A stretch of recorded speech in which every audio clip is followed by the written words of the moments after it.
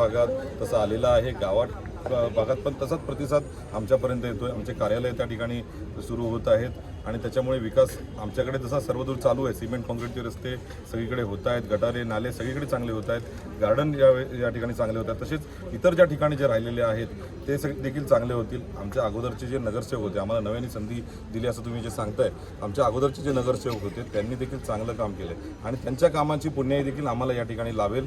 आमदार प्रशांत ठाकूर साहेबांनी, सभागृह नेते परेश ठाकूर साहेबांनी, महापौर मॅडमनी चांगलं काम केलेलं आहे, त्यांनाच पुढे घेऊन आम्ही या ठिकाणी जाणार आहोत। या प्रभागातील आघाडीचे उमेदवार म्हणतात की आम्हाला महायुतीचं काही आव्हान नाही, त्याबद्दल काय म्हणाल?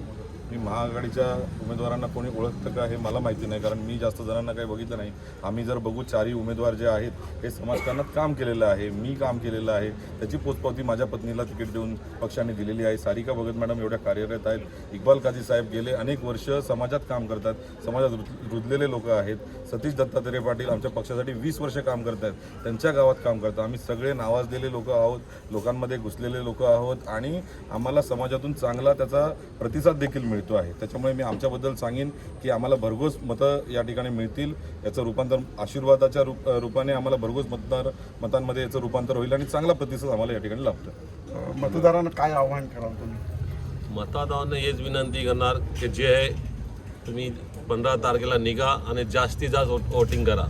आता कमलला वोटिंग करा। आता बाकी जे आघाडीवाले, आता आघाडीवालेकडे निशाणीच नव्हती, आता त्यांनी बोलतात ना हाताचा पंजा सोडून सिटीमध्ये आले। ज्या माणसाला निशाणीचं ठिकाणा नाही तो लोकांचा काय विकास करा।